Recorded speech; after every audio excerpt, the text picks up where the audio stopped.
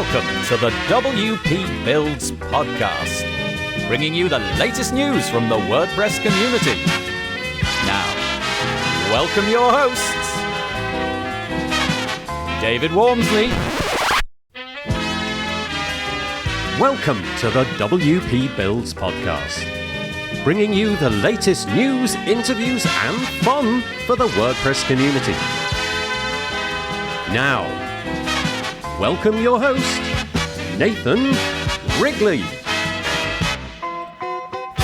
Wait, hang on, what just happened? Oh, I know. Yeah, some explaining to do. So back in 2023, David Wormsley announced that he was no longer going to be taking part in the WP Builds podcast as he was moving away from using WordPress. And although we've smuggled David in with the No Script Show episodes, it is finally time to turn our attention to pastures new. David will no longer be appearing on this podcast, but we will still be doing the No Script Show. You can find that over at noscript.show. But it marks a milestone, a line in the sand, and today is the first episode in a whole host of new shows that WP Builds are going to be putting on. You have reached episode number 386, and it's entitled, What Just Happened? A new show with Rae Morey from the repository, episode 1. It was published on Thursday, the 22nd of August, 2024. My name's Nathan Wrigley, and I will explain all about this and the other new shows in just a moment. But first, a few bits of housekeeping. If you're enjoying what we do at WP Builds, please shout about it. Head to our WP Builds subscribe page, that's wpbuilds.com/subscribe, and put your email into the box there, and we will send you some emails each time we produce a new bit of content. That's typically a podcast episode like you're listening to now, or the This Week in WordPress show, which we record on a Monday and then publish on a Tuesday. So 2 bits of content there. You can also follow us on things like Twitter and YouTube. If you do, like and subscribe. Go over there and smash that bell and whatever else you can do on YouTube. I honestly have no idea. The other thing to mention, though, is if you would like to have your product or service in front of a WordPress-specific audience, which is exactly what we have, head to wpbuilds.com/advertise to find out more. 4 companies that have done that are GoDaddy Pro, Bluehost, Omnisend, and Memberful. The WP Builds podcast is brought to you today by GoDaddy Pro. GoDaddy Pro, the home of managed WordPress hosting that includes free domain, SSL, and 24/7 support. Bundle that with The Hub by GoDaddy Pro to unlock more free benefits to manage multiple sites in one place, invoice clients, and get 30% off new purchases. Find out more at go.me/WP Builds. We're also sponsored by Bluehost. Bluehost, redefine your web hosting experience with Bluehost Cloud.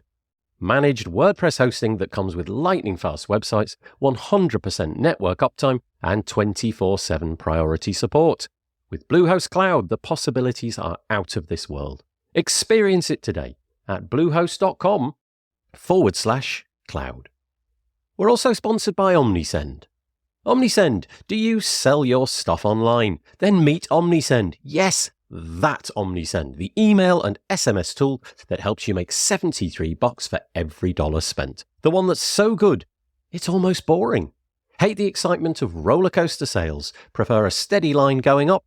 Well, try Omnisend today at omnisend.com. And finally, we are sponsored by Memberful. Building a membership website? Check out Memberful. Memberful allows you to easily add gated content, private member spaces, payment collection, and more to your WordPress website. Get started for free at memberful.com/WP Builds. That's memberful.com/WP Builds. And sincere thanks go out to GoDaddy Pro, Bluehost, Omnisend, and Memberful for their continued support of the WP Builds podcast. Okay, what have we got for you today? Well, as I said at the top of the show, it's bye-bye to David Wormsley. although the friendship still remains. But we have a whole host of new shows coming up. These shows are going to be representing many people that you know in the WordPress community, experts in their fields. And the first one that I'm going to tell you about is a show called What Just Happened. It's with Rae Morey, and the idea is that we're going to, between us, sum up the previous 3 or 4 months in the WordPress space, picking out the stories which we think have been most impactful and most interesting. Rae creates the repository email. We talk about that in the episode. I suggest that you go and sign up for that because it's a really, really good publication. But it does mean that Rae has got a lot of expertise thinking about WordPress from a high perspective. She's got her hands on all of the stories. And so it's really nice having this first chat with her, and hopefully it will be the start of many. I will drip feed information about all of the new shows as they come up. But welcome, Rae, to the WP Builds family, and I hope that you enjoy it. I am joined on the podcast by Rae Morey. How are you doing, Rae? I'm good, Nathan. How are you? Yeah, really, really good. This is going to be something exciting. We've said goodbye to David Wormsley over many, many years. Since 2016, I've been doing a podcast with David Wormsley every other week. And so we've done hundreds of episodes. But he decided WordPress was no longer for him. We're doing something slightly different called the No Script Show. You can find that in the show notes. But what I've decided to do with the WP Builds podcast is inject other voices into the black hole that was left by David Wormsley. And so I've got a cornucopia of fun people in the WordPress community lined up to make content with me. But first up, it's Rae, who's joining me all the way from, well, I know Australia, but I don't really know where in Australia. Where are you? Well, I'm coming to the black hole from Melbourne. Right at the bottom of Australia. Not quite the bottom. Yeah. That would be Tasmania. Yeah. I'm gonna just big up Rae for a bit, and then Rae, you can take the opportunity to say anything that I missed out, because there's probably a boatload of things that I won't know about you. But Rae produces the newsletter in the WordPress space, and I don't say that lightly. I produce a newsletter, but it's no good in comparison to Rae's newsletter. It's called The Repository. The URL for that, and honestly, pause what you're doing now. Just press pause on the podcast player and go to your browser of choice and type in therepository.email. Did I get that right? Yes, that's very kind of you to say. Yeah, therepository.email, and go and subscribe to it. And every Friday, you're going to get a bucket load of well-written, editorialized quality journalism. And there's not much of that in the WordPress space at the moment. There's loads of newsletters, but there's not much written by somebody that's been in journalism for years and years. So I know you from that. We met at WordCamp Asia, which was a really lovely experience. We did. But I've been consuming your content for years, and it very quickly became my default way of figuring out what I was going to talk about on the This Week in WordPress show.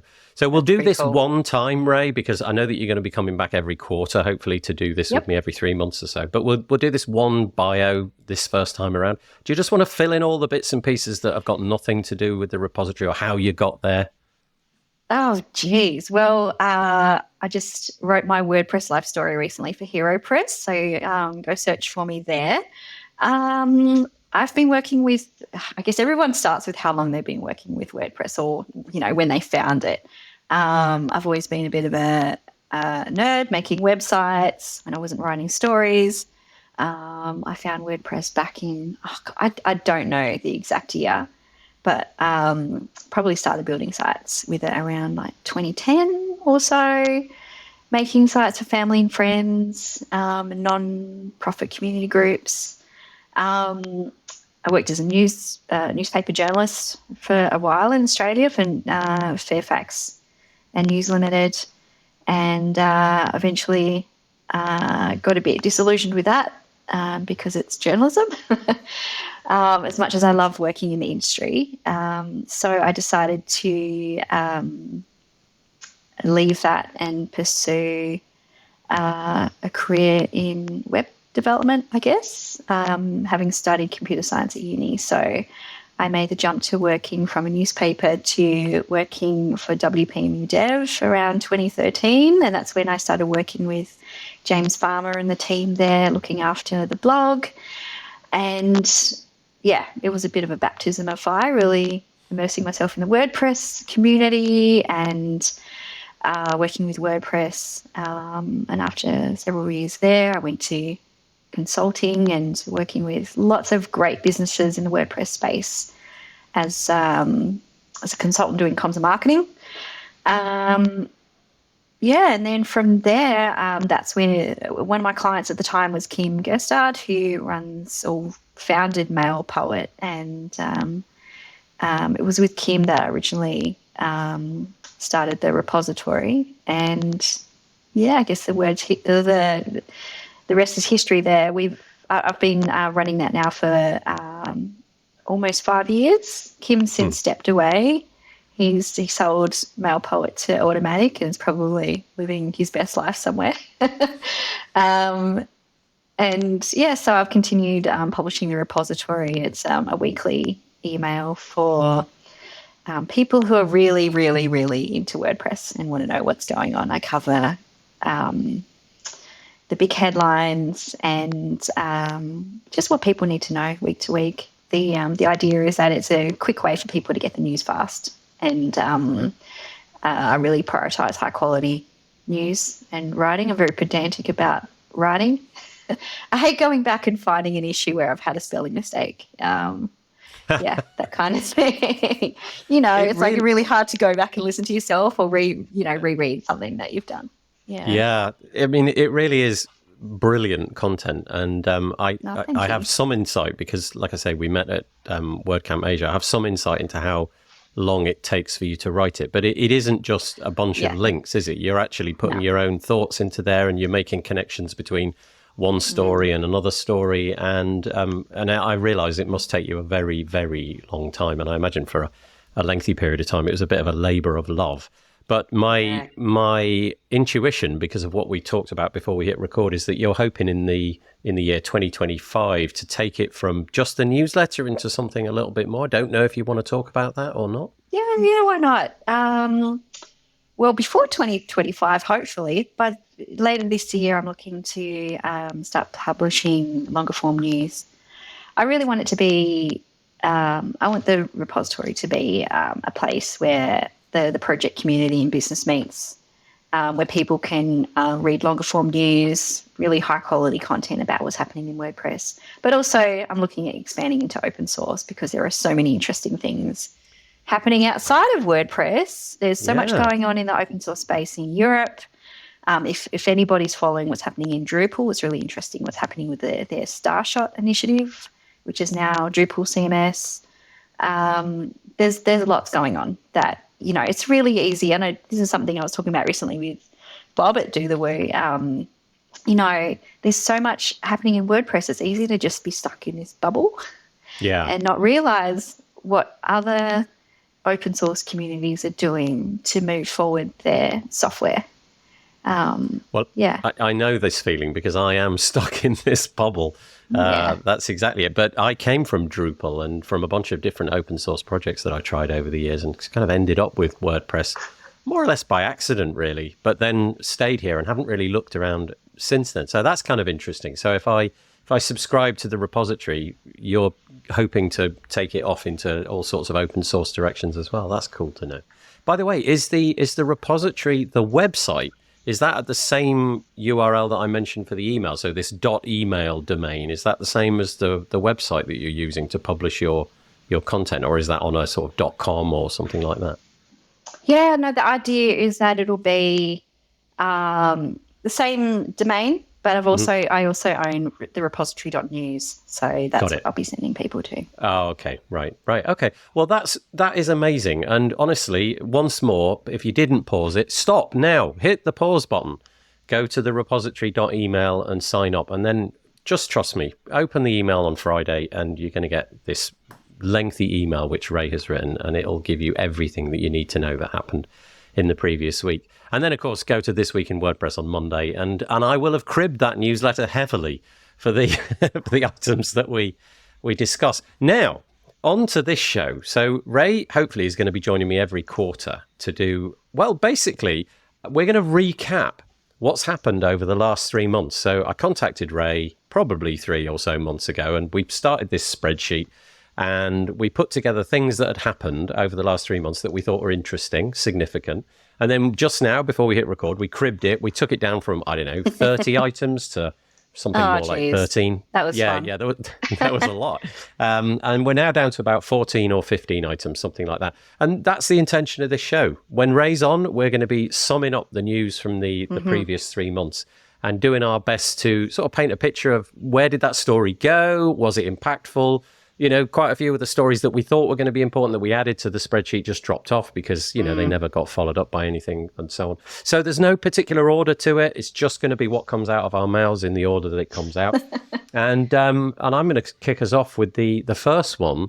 I should say that I'm going to put all of the links to the items that we discuss into the show notes that come with this. So if you go to wpbuilds.com, search for episodes with Rae Morey in them, then you'll be able to find it, and all of the links will go in there. So the first one that we want to mention was on make.wordpress.org, and it was about the media core. And this is a bit self-serving, really, because we're both really into WordPress media. I imagine that most people who touch WordPress haven't the faintest interest in media or anything to do with that. They just want to click publish and have a blog or whatever it may be. But the idea really with this story is putting together a collection of people like you, like I, and a bunch of other people. I can imagine people like Bob from Do the Woo and various other people with YouTube channels and so on, and to give them sort of, in air quotes, special access to information coming out of WordPress so that they can then disseminate it. I got the feeling that the community didn't necessarily think that this was the best idea.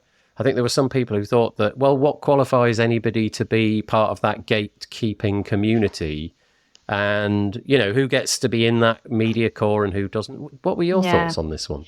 Yeah, no, it's interesting to kick off, this news focused podcast with this concept.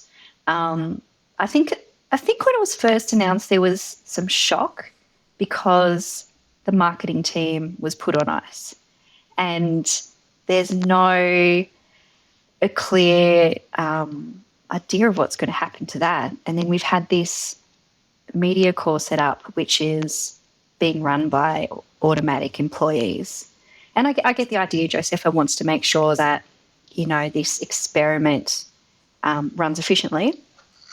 And it's also interesting that this media core is focused on WordPress, content creators and news publishers, not external, and not journalists or media external to WordPress. That's an interesting one. But personally, I don't know if enjoying is the right word. Maybe that is, but I'm benefiting from this. Hats off to Rae Martinez, who has been leading this experiment. I'm in communication with her regularly, and she has been very helpful as a media contact, helping source information for me, putting me in touch with people for interviews.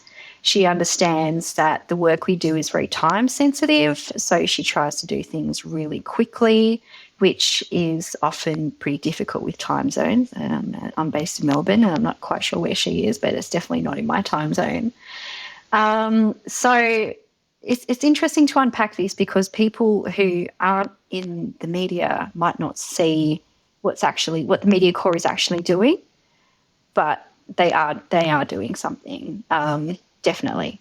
Even this week with the announcement of the State of the Word that's happening. I don't know if you got one, Nathan, but I got an invite to Tokyo. Not that I'm going to go, but it was all very organised. We got the media kit, which included imagery that we can use, text we can use. It was all very professional and very organised and of the standard you would expect if you were. Like, I've worked as a professional journalist, and that's what I would expect from a company that was trying to, facilitate information and make sure that I could do my job well. So, yeah, I think the media core is doing well so far. It's not clear how, and this is a question I asked during the last media briefing as well. It's not clear how the media corps work is being measured against Josepha's big project goals that she set out for this year. So it'll be interesting to see how that pans out. But from what I understand, they've got until the end of the year to kind of prove what the media corps' worth is. It's kind of an interesting concept because it feels to me as if it's born out of something bigger, and that is WordPress's, in air quotes, struggle against proprietary platforms who have giant marketing budgets. So if you think Wix, Squarespace, Shopify, all of these kind of things, in the case of Wix, I'm cribbing this data from something that Jamie Marsland put out in a video. I think he said they've got 400, or they did when he put the video out, 400 full-time media people at Wix. And so that's a giant budget just for the salaries alone. And then presumably they've got a budget for, I don't know, television commercials, radio commercials, ads on Facebook and what have you. And with that in mind, WordPress doesn't have anything like that. Obviously, there's no budget. So we've got to be, or the media core has got to be inventive with that. And I guess a fairly decent way to short circuit that is to go out to people who, like you, have an audience and facilitate. And so it becomes this fire hose of information coming out of .org to people like you who wish to consume it. They'll send you the information. They'll be on hand to supply you with the information. And that just seems like a really good idea. Where it seemed to go wrong was right at the outset, there was a bit of opacity on who got included and what the direction of travel was. But for me, the direction of travel, that was a good place to start. But it would be kind of nice, I suppose, in the future to see it stretching out to those bigger organizations. Agree. If an organization's got 43% of the internet under it, that's a powerful proposition. And so, the likes of the BBC, and I don't know the names of the channels in the US, or Australia, but, having communications and relationships with those people so that when a big WordPress story drops, those organizations can pick it up. I mean, that's maybe a bit grand. Maybe it's more like The Verge or TechCrunch or, something more niche. But do you know what I mean? Like having those tendrils out there, but cutting their teeth on the people already in the community and seeing how that works. So anyway, there's our first story. Shall we move on? Yeah, let's move on. We've got a lot to cover. Okay. We have. So it's the year 2024. What are we going to say? We're going to say the words AI. Because, the AI is literally everywhere. I have this thing that, if I'd said the words AI 5 years ago, I don't think most people would know what it even meant. And now, more or less, all of us in the technology space are using it all the time. But this is a bit of a story about Automattic, and maybe Tumblr comes into it, and WordPress.com and all of that. Using Perplexity AI. Now, I think you know more about this story than I do, but, caveat emptor, both of us are coming to this kind of cold. This might have been 3 months ago that we wrote about it, but we'll do our best. What was this story about? What was Perplexity up to? This was relatively recent. So I honestly had not heard much about Perplexity before this story came up. So basically, Automattic has joined Perplexity's new publisher partner program, which the idea is that bloggers who blog with WordPress.com or people who have sites with WordPress.com are going to be able to be paid a share of the revenue if their content appears in Perplexity's search results. And it's not just Automattic that signed up. Time, Der Spiegel, Fortune have also signed up. So there's some pretty big companies that have signed up. Yeah. Looking into this story, I found it interesting that WordPress.com is participating in this program, but not Tumblr. And also WordPress VIP and smaller news outlets that use Newspack are excluded from this deal as well. So that's a really interesting point because, as you know, Automattic was on the verge of announcing its partnership with OpenAI and Midjourney a few months ago for WordPress.com and Tumblr user data to be used to train their AI, and that got squashed when 404 Media blew up the story. So, so it's interesting to see that Tumblr has been excluded from this program. I don't know. It's an interesting one because it's not clear how much people are going to be paid if their content appears in search results. Yeah. What's your take on it? Well, it's interesting because I really feel like the whole AI thing has some, like, it's now proven to be really good at some things. Like, so if I give it, I don't know, Shakespeare's full works and I tell the AI, okay, only use that corpus of information for my answers, please.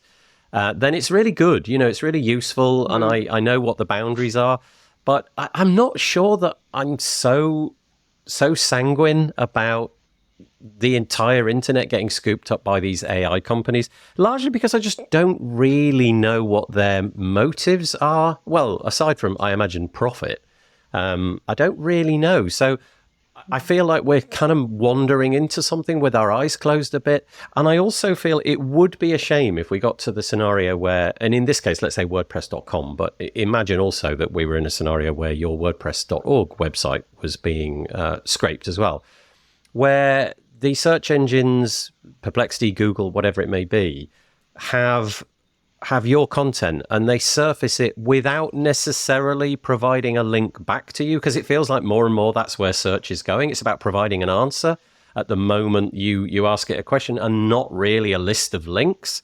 You can see that in the search results pages. They've got the little bars on the side where they show the map of the business and you can call them directly by clicking a button in the search engine pages rather than going to their property and so on. So that concerns me a little bit. The enterprise of blogging is, obviously you're doing it for a bit of fun in many cases, but it may be that you want to drive traffic to your business or what have you.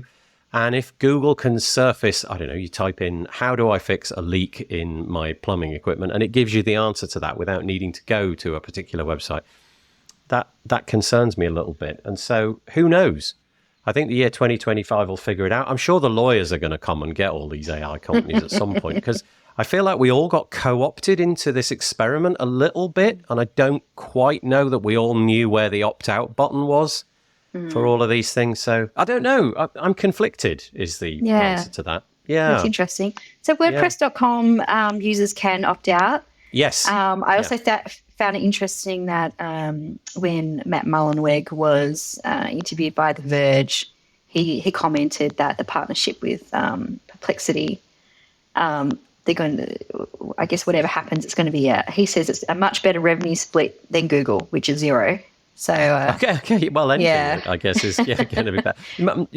I guess history would tell you to look at things like Spotify. If you're a musician, that felt like a race to the bottom for musicians' bank balances. I imagine the very successful musicians on Spotify are still very successful, but if you were just modestly successful, that might be difficult. So I don't know. I don't know how that argument will stack up with actual dollars. But we'll see. Yeah, so interesting times. 2025 will no doubt let us know. So that was our second story. Let's move on. And this next one is all about the revamped site, streamlined pathways, new courses.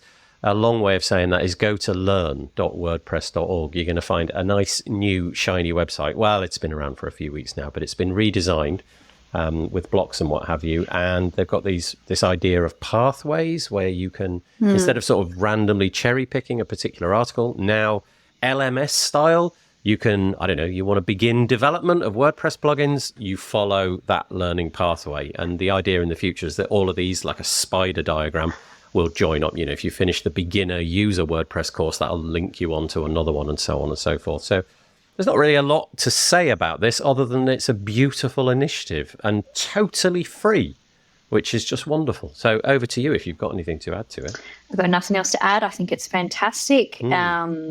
We had a media briefing recently with the contributors who led that project, and you can see how proud they are of the work, which is really nice. They put so much work into it. They had a relatively small team working on it, and I think they've produced a really polished site. It looks good, and it's really helpful. I think the learning pathways are great. How they've categorize the content into beginner, intermediate, and developer for an advanced. Yeah, for people can choose between developing content, blogging, learning about WordPress. It's much easier to find an into the content and find what works for you. I think it's great. Yeah. And the quality of the content itself, if you just randomly pick one of the videos and watch them, they tend to be quite short, 5-6 minutes, something like that. But they're really, really well put together. Long gone are the days where it was something thrown together by, a volunteer. It still is in many cases, that kind of contribution. But the topping and the tailing of it, and the high quality and the way it's all been thrown together is just magnificent. So hats off to them. And if you're looking to contribute and you don't know where to contribute, but you know that you like teaching people, then this is probably a good place to go, because I know that they're desperate. I mean, multilingual might be a good thing, translation, documenting it, putting the videos together, editing, all of that. Go to learn.wordpress.org and you can find out more about it. But it looks beautiful, and there's tons of new content. And again, getting back to a story which will no doubt repeat, we're in the era of this new paradigm, blocks, and building websites with blocks. People have to be taught this stuff, and so this is providing that opportunity. Okay, story number 4 is we don't only want to surface the good. We're going to throw a light a little bit on some of the the bad things, for want of a better word. And this, that's right. This was a story which Rae spotted. It was WP Tot, so that's Paul C, who's a YouTuber with a really large following. He's been doing YouTube for absolutely ages, and I didn't catch sight of this video, but you did. And he was saying that the UX UI for Gutenberg, he said, was, air quotes, a disaster. Can you tell us more? Yeah. So he recently, I'm not sure how many views it's racked up, but he recently published a video called WordPress is a UI UX disaster. Changed my mind. It's only about 16 minutes long, but he takes a really critical look at WordPress from the perspective of a new user. So he logs into a fresh site and he pretends to be someone who's never used it, clicking around, trying to figure out how to use the full site editor, going through the different data views, getting lost, trying to do things, ending up in places he wasn't expecting. And he actually does a really good job showing how it is a bit of a UX, a bit of a mess in some places. And all this stuff is still being worked through, right? It's a work in progress. But he describes it as bloody convoluted and a really disjointed mess. That just isn't a nice place to work. And he's had, when I wrote a story about it, he had 276 comments on his video, with a lot of people agreeing with him. So it's not just him. A lot of builders out there, WordPress builders, freelancers who feel very strongly about it and agree with him. So it was really interesting. He quickly followed up that video with a live stream discussion with 3 other popular WordPress YouTubers. Imran Sadiq, who runs Web Squadron, Mark Crowell, who runs Wiki Design, and Jeffrey Dalrymple, who has Lightbox Studio on YouTube. Between the 4 of them, I can't even remember. So Paul, who runs WP Tuts, he has 169,000 subscribers. That's a pretty damn big audience. Yeah. And then combined with the others that he talked with afterwards in a live stream discussion following up his views on the WordPress UI UX, that's 300,000 subscribers there. But those 4 guys are all meeting regularly now to, I guess, air their frustrations with WordPress. It's really interesting. I think this story is really interesting in the context that it's almost feels like a bit of a YouTuber revolt against WordPress amongst WordPress YouTubers. Yeah. In the context of this recent positive work that Anne McCarthy from Automattic is doing around trying to unite YouTubers, and then you've got I don't want to call them dissenters, but for lack of a better word, dissenters who are airing their views. So she's really encouraging people to be open and vocal and speak their mind. But at the same time, I know this week she had a second follow-up call, which you joined. Yeah. What did you make of that Paul call? C was on the call as well. So the person responsible for the video that's under discussion. It was just an open discussion, but it didn't really get into the specifics of one particular thing. It certainly didn't sort of dwell on any particular video that people had made. I think the idea of those discussions is to gain a little bit for Anne a sense of where the room is at. What people's gripes are, what people think is working. And so, yeah, it wasn't quite related to that story in particular. It's kind of curious for me because I obsess about WordPress and I'm in it every day. The UI UX stuff is it's just muscle memory now. And the things that annoy me, I've completely worked around because I've just done it so many times. I know that if I click that thing, that's going to be the best way to get to the thing that I want to go to. And I know that if I don't know, right click here or do this or whatever. And so I find it hard to sort of empathize with the frustrations, not because I don't have empathy. It's just because in my own life, I kind of overcome them all one at a time and then stored that in my memory. But I can well imagine that if you chucked a complete novice in front of a WordPress website at the moment and said, okay, you can build the entire thing in this interface. You can do your menus, you can do headers and footers, and you can pick a theme and you can create posts and dynamic data, all of that sort of stuff is starting to come. It would be nigh on impossible. So I get it. I think Paul's onto something. And I do like the idea that he's meeting up regularly. I think it's kind of nice to have some corner of the internet in YouTube where some people get together and have a little bit of a grumble or a moan or what have you. If everything's always shiny and perfect, that's not serving anybody. So there we go. So that was WP Tots. That was our fourth story. Should we move on? Yeah, we've still got quite a lot to cover. We have. Well, let's get through what we can get through, and if we stop, we stop. So this next one, let's do this one quickly. This is WordCamp Europe, who in the year 2025 have organised the event WordCamp Europe 2025 right across a seriously important festival in the Muslim calendar. And I think it was Shahaj and Jewel from Fluent Everything, Fluent CRM, their WP Managed Ninja is the name of their overarching company. He pointed this out and said it would be akin to putting WordCamp US on the 25th of December, right across Christmas. The team came back and said, we can't change it because the venue's booked, and changing things like venues is nigh on impossible. But it's kind of an interesting story just because it's a global thing, and you can't really not have things like that in mind, I guess, because you hope to attract a global audience. I don't know whether this brouhaha is still going on or not, or people have just become resigned to the fact that this is how it is. But what's your take? Yeah, I think, I guess what gets me is that from what I've seen, some people raised this as an issue last year, that the dates were so close last year, or it conflicted. I'm not quite sure, but they were saying that, please keep the dates in mind for next year, and, different organising teams or different people working on WordCamp Europe, for whatever reason, it's been planned over the top of this very important Muslim holiday. So that's really unfortunate. It's definitely not going to happen in future. If this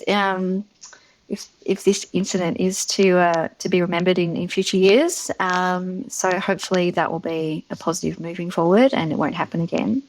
We live in a very global community, so it's a shame that this was missed, but hopefully it doesn't happen anymore. Yeah, I guess the peculiar thing here is that I imagine if you pick almost any day on the 365 days of the year calendar, there's going to be something going on somewhere. But I think in this case, it's mitigated by just the magnitude of that particular festival inside the magnitude of that community, because it's truly huge, and it's a truly huge moment for those people. So the likening to it as being Christmas kind of hits the target perfectly. You know, if it was some minor festival that is celebrated by a subset of the Christian community, maybe it wouldn't have been such a big story. But anyway, so hopefully the idea here is just to put a calendar together of all of these different bits and pieces and not make the same mistake in the future. Okay. All right, then let's move on. Number 7 this time around is a plugin called Cwicly. And you're not going to spell it right. I don't care how many times you get this. You're never going to get it. It's Cwicly. That's the name of the plugin. And what's the story here? It's kind of back from the dead, the self-imposed dead. Yeah. Every time I try to type it, I always muck it up. Then the founder, Louis, he must have named it to be easy, but I don't know, for whatever reason it's not easy for me. So is it back for good? Who knows? So I'd never heard about Cwicly until all of this drama. I don't know about you. I had. So fans call it a visionary page builder, and so the story is a few months ago it was pulled offline. So the founder, Louis Alexander Desiree, I hope I'm saying his name correct. He announced in a very shocking kind of announcement in March that he was sunsetting the page builder due to relentless criticism and personal attacks. Made this sudden announcement and then went offline and disappeared for a few weeks, and everyone was wondering what the hell happened. It was all very shocking at the time. I guess people didn't know, who actually, or where did this criticism come from? Who was attacking him? People were interested to know what was actually, needed more context around what was happening.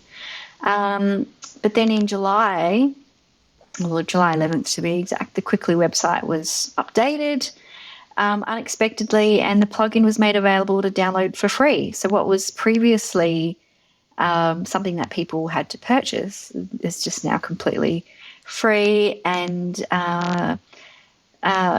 Louis Alexander is saying that he's hoping to launch this free version of Cwicly in the WordPress plugin directory soon. And I am stumped because I have no idea what his plans are. I'm not sure how he's going to generate revenue from a free product. But he says that he said maintenance, patches, and support are fully funded for the next few years. So that's interesting. I don't know what his revenue strategy is going to be. Maybe. But I'm curious to see what happens.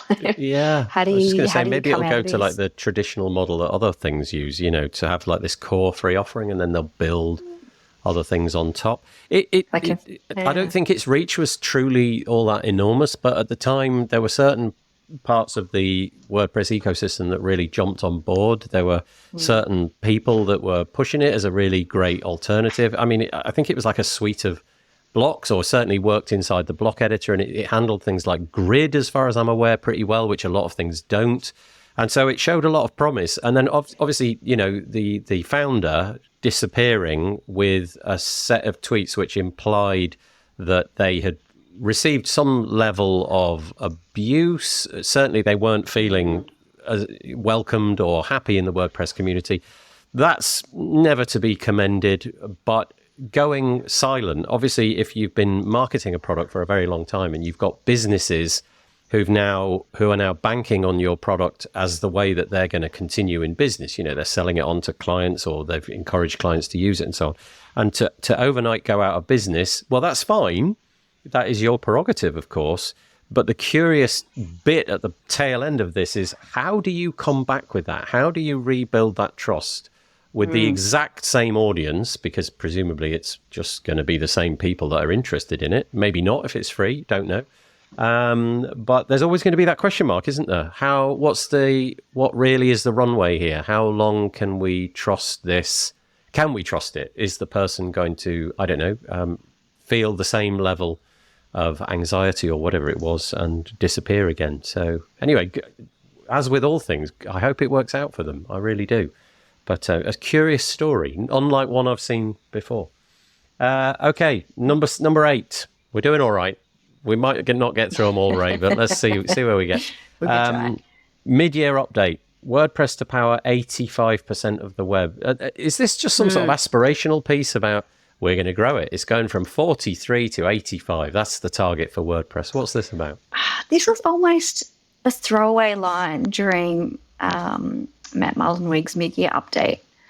So just trying to recall, because this was a while ago now. So his quote, to quote him, he said, we don't have to be 100%. So he was talking around, market share and, WordPress is always, he set this 50% goal, right? That he wanted WordPress to power 50% of the web.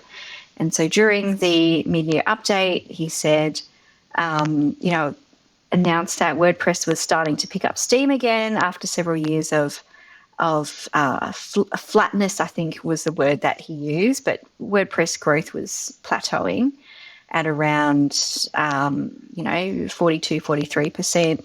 And he said he was excited to announce that WordPress was starting to grow again and starting to put a few more points on the board, as he put it. And to quote him, he said, we don't have to be 100%, but we could at least make 85% of the free web and then force all the proprietary people to open up with data liberation. That would be a good life goal, is how he put it. So can WordPress make it to 85? I don't know is the answer to that. I mean, honestly, if you'd have said to me a decade ago it's going to get to 40 anything, I'd have been, no way, that's not going to happen. Some new upstart will come along and turn the whole thing upside down. And yet here we are. Some part of me thinks, is 85% share for anything healthy? But I wonder the same thing. Yeah, I guess the difference here, though, is if it's open source and, read that how you like, then there's at least that.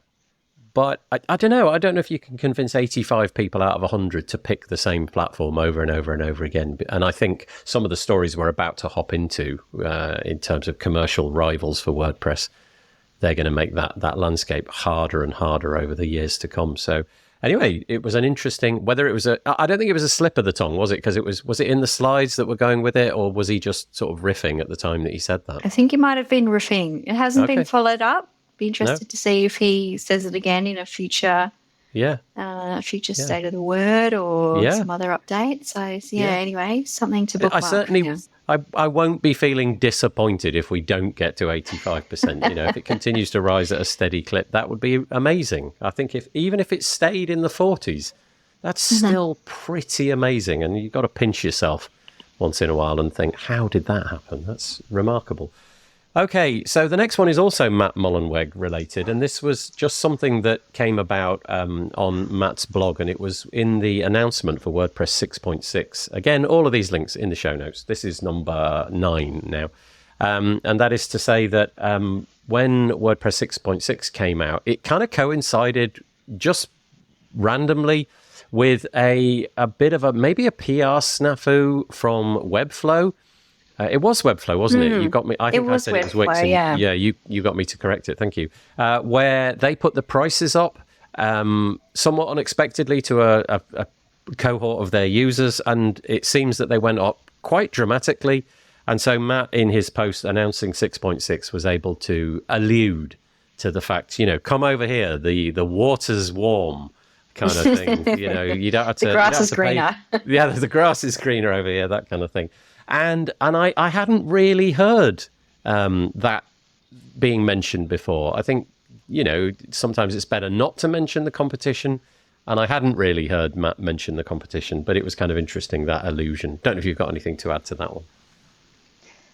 No, I think it was just pointing out, the open source nature of WordPress. And there were a lot of really angry folks on social media and Twitter in particular after Webflow jacked up their prices. It was really interesting to see the discussion. Suddenly, everyone's like, "Yeah, we're really, showing their pride in WordPress, Yeah, despite all the grumblings." yeah, that's right.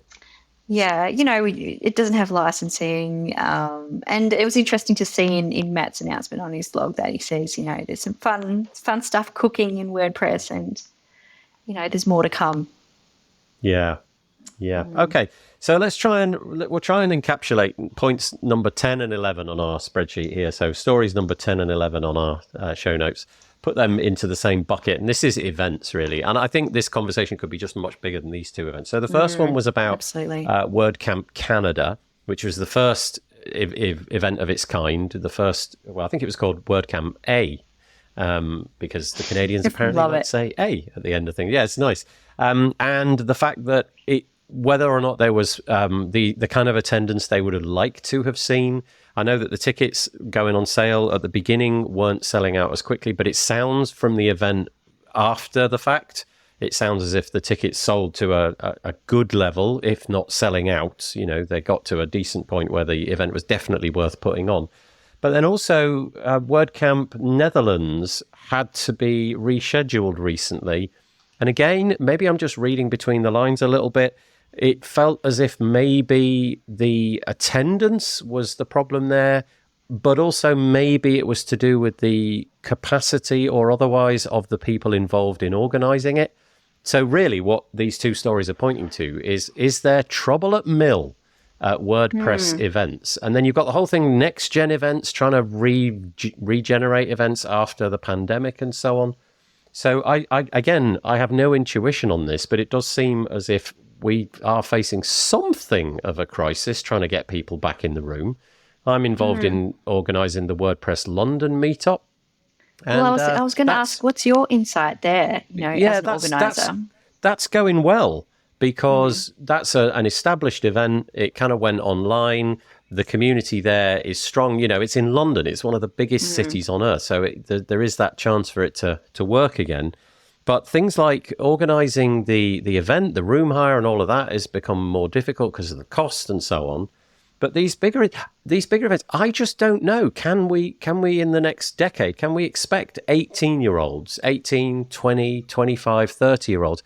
Is this the kind of thing that even excites them? These people have got other things to do. They've got TikTok to scroll through, for example. I just don't know. And when I turn up to events, you don't see so many young people. So really, those stories are just about my curiosity about whether or not we're going to be able to carry on events that are exciting, interesting. You've obviously got, Jamie Marsland trying to spice things up a little bit with his speed builds, which is, in his own words, he said it to me, it's entertainment. There's learning in there, but it's entertainment wrapped with learning. Entertainment first, learning is a lovely byproduct of that. And I wonder if these events need things more like that. You want to go and have a good time with your free time, maybe. Anyway, over to you if you've got anything. Oh God, we could spend a whole podcast unpacking this one. Well, we can't. Where to even start? It was really great to see WordCamp Canada happen. The organising team put so much work into that, and it was really lovely to see all of the recaps talking about just what a cozy event. It looked really intimate and cozy, and everybody got together and had a great time. Really hoping WordCamp Netherlands kicks off. They've got a new organising team, and it sounds like they've just needed a bit more help with raising awareness. It's really great to see that the WordPress community team has reviewed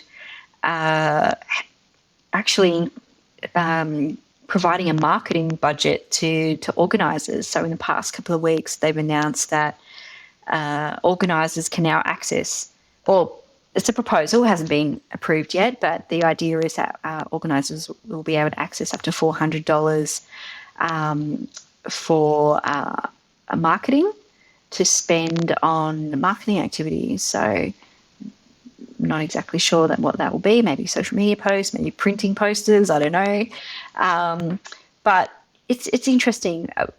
Marketing is such a big part of organising any event. I was really interested to see how WordCamp Asia did it this year. I don't know if you know much about that, Nathan, but No. speaking with John Ang, who was one of the organisers, they put a lot of work into outreach to Taiwanese organizations, and open source and computer related, tech related organizations. And so they had I think about 30% of attendees to their WordCamp were locals. So there's definitely a case for organizing teams trying to outreach beyond the typical WordPress circles. Then maybe that's where we need to go, and just not relying on the usual WordPress people to just automatically come to events. Yeah, it'd be interesting to see how this pans out in the next couple of years. The fact that there is now money available, and I think you're right, I think it was $400, which, when you actually look at it, doesn't feel like a lot, but it's literally an infinite amount more than was available previously. So it is something. But it's definitely going to have to be used intelligently, because I can imagine, you sync that into Facebook or Google Ads or something like that. You're going to, in a heartbeat, that will be gone. So we'll have to be clever with that. And maybe, you never know, maybe those things will get revised up. But it does speak to the fact that at least there is recognition that bringing events back is tough. And there may be a commercial aspect to that, paying for whatever it is that needs to be paid for. And in this case, marketing. Something connected to that is I had a chat. So this is very self-serving. I had a chat over on the WP Tavern website, and it was with a chap called Abraham Whiter, who is in the Uganda WordPress community. So this is more about community, not events necessarily. But this was one of my picks for the last 3 months, just because it was so interesting getting a window into a totally different part of the world than really I have any relationship with. So the story here was that they are helping young people, so school-aged people, to learn WordPress, and it's becoming something akin to a part of the curriculum. So whoever is in charge of making these decisions sat down and made a decision that open source was the way to go and WordPress was the way to go, because they could see that there was a direct line between educating children in how to use it and then jobs on the other side, jobs without boundaries. You don't have to be anywhere. It's all distributed, this kind of work nowadays. And so Abraham just totally explained how all of that works and how they've been educating these youngsters, but also telling me about the problems that they face, the things that stymie them all the time. So the lack of equipment that they've got, the lack of servers that they've got. And so linking to that as well is this other thing about WordPress Playground, which I'll throw in, where I'm thinking that will be really useful in the future. Playground has come along, not in the last 3 months, but it's gone offlineable in the last 3 months. So if you close it down, it's now available to you afterwards. This was something that he mentioned, and if that capacity exists, it will make the work of building websites and educating these children a lot easier. So it was just a lovely, heartwarming story. So again, over to you if you've got anything to add. Oh, I love it. I love all these stories coming out of Uganda recently. Yeah. They had their showcase recently where they invited students, primary school, I think, high school students, maybe university students as well, to show off the projects that they're building with WordPress. I love it. It's great to see all of this happening in Uganda, that they're really, being empowered to build and to,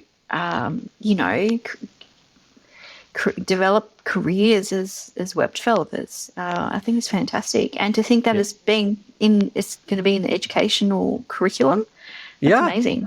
Isn't that great? I mean, if I was to poll a list of the stories that typically make it into my newsletter, and you could probably do the same for yourself, it would be interesting where the geography of that landed, because I'm guessing it would be largely dominated by North America and Europe, with maybe a lot of Asian companies as well would be part of the mix there. But the whole African thing doesn't seem, in my estimation at least anyway, that's not a part of the world where I'm hearing a lot of news. But increasingly, that seems to be happening. And obviously, if you're putting the children through education, well, wait 5 years and you can imagine that it'll be it really solid. But Abraham was at pains to point out that the community itself is thriving over there. They can barely keep up with the interest, which is really different given what we've talked about was keeping events going and so on. Okay, we're at the last one, Ray. We're on the last one. We made it. This is number 15 story. Let's keep this brief because we're just about topping out on an hour. This is just something coming to WordPress, a website near you soon. This is data views. So this is the ability for you to, I don't know, let's say you're on the post screen and you've got a vanilla version of WordPress. There's not a lot you can do in there. You can just look at the name of the post and you click the edit button and you can, I don't know, see the excerpt and what have you. You can make things visible by clicking the settings and things like that. The idea is that in the future, a lot of that will be open to wrangling and you'll be able to put different bits and pieces in there. That's just one example. You could do the same with users and all sorts of other things. But anytime you see data laid out in a table inside a WordPress, that's going to be open to whatever novel way you want to display it. It's the realm of plugins at the minute or your own code, but it's going to be available to anybody. So you can customize the way your WordPress looks on the back end. Which will be neat, right? Nice little change. Yeah, I think it's fantastic. And McCarthy is looking for people to help test this, so I really encourage people to get amongst it and help out and contribute. I think it's great. Earlier in the conversation, you mentioned that you couldn't really empathise with people who are who are criticizing, using the back end of WordPress. I kind of feel the same. I recently updated my site with Ollie, and hats off to the guys, Mike McAllister, for building that. It just makes WordPress a lot easier. You do come across things that frustrate you, building sites, but you just kind of get around it and get used to it and find ways to fix things. And I just, after installing, a couple of different page builders, I just went back to using Gutenberg. I just keep coming back to it. It really is the future, I think. Yeah. That's me. I just get frustrated by page builders at the moment. They just seem to add too much, and that's not what I want. So, so really interesting to see where this goes. Oh, can we finish one more thing? Yeah. One last thing. It's like Steve Jobs at the end of one of his talks, and what does he say? Oh, and one more thing, and the crowd go wild. No, I'm excited to see that WP Tavern is back, and just want to wish Jelsna all the best with her work keeping the tavern. Well, you've been keeping it going. Well, all this time, there was a really small amount of indignation there because I've heard this a lot. The tavern's dead, and I keep muttering under my breath, "It's not dead. It's just dead. Now become a podcast." But that was interesting for me because it was fascinating when you logged into the back end. One of the things that always happened when there was Justin Tadlock and Sarah Gooding, if you logged into the media library, my featured images for my podcast episodes basically look the same. They've got the same background and everything is identical, whereas their featured images for their posts, everyone was unique. And so there'd be one of mine, and then there'd be like a mixture of 10, 15 or 20 from Sarah and Justin. And then when Justin left, Sarah ramped up, and so the same thing. But over the last, 8 months, it's been mine, the homepage. But now it's not. Like now it's a mixture again of ones coming from. Hopefully, I can't say because I don't know, but hopefully this will turn into a regular gig, and there'll be some other people joining in as well. But yeah, it's nice, really nice. It's great. It's great to see more analysis of what's happening in the community. I think that's a good thing. Yeah. Well, anyway, so. Let's hope it doesn't stifle your ambitions over at the repository.news. I haven't pointed it yet. Yeah, that's right. That's it. Well, Get around you to never it. know. You've planted the seed. Hopefully, flowers will blossom. Oh, is that an expression? Flowers will bloom. Let's go with that. We're about an hour in, and that Yes. seems the perfect place to stop. All I can say is thank you so much, Rae. You put a lot of work into your own production, but also helping me out put this show together. We've spent way more than an hour getting this out, so I really appreciate that. Hopefully, we'll have you back My in pleasure. 3 months' time. Yeah, thank you very No, much. my pleasure. I'm really, really excited to keep doing this and to be chatting about the news. Let's see where we go. Thanks so much, Rae. Take it easy. Thank you. See you later. Well, I hope that you enjoyed that. Although there is a tear in my eye saying goodbye to David Wormsley, I hope that you can see that in the future, new shows like this will add something different to the WP Builds experience. We've got a whole host of new shows coming up with some really well-known names in the WordPress community spanning all sorts of different fields within that space. So keep your eyes peeled. I will let you know as those shows drop. But the idea is to drop them between the interviews. So going forwards, hopefully we'll have an interview episode and then one of these new shows. So it'll be interview, new show. And there's lots of new faces coming to the WP Builds podcast. So it's very exciting. If you've got anything to say about that episode, please go to WP Builds, search for episode number 386 and leave us a comment there. The WP Builds podcast is brought to you today by GoDaddy Pro. GoDaddy Pro, the home of managed WordPress hosting that includes free domain, SSL, and 24/7 support. Bundle that with The Hub by GoDaddy Pro to unlock more free benefits to manage multiple sites in one place, invoice clients, and get 30% off new purchases. Find out more at go.me/WP Builds. We're also sponsored by Bluehost. Bluehost, redefine your web hosting experience with Bluehost Cloud. Managed WordPress hosting that comes with lightning-fast websites, 100% network uptime, and 24/7 priority support. With Bluehost Cloud, the possibilities are out of this world. Experience it today at bluehost.com/cloud. We're also sponsored by Omnisend. Omnisend, do you sell your stuff online? Then meet Omnisend. Yes, that Omnisend, the email and SMS tool that helps you make $73 for every dollar spent. The one that's so good, it's almost boring. Hate the excitement of roller coaster sales? Prefer a steady line going up? Well, try Omnisend today at omnisend.com. And finally, we are sponsored by Memberful. Building a membership website? Check out Memberful. Memberful allows you to easily add gated content, private member spaces, payment collection, and more to your WordPress website. Get started for free at memberful.com/WP Builds. That's memberful.com/WP Builds. And sincere thanks go out to GoDaddy Pro, Bluehost, Omnisend, and Memberful for their continued support of the WP Builds podcast. Okay, that is all that I've got for you this week. Very exciting, though it is. I'm going to have to draw a line under it. I'm going to fade in some very cheesy AI music and say stay safe. Have a good week. Bye for now.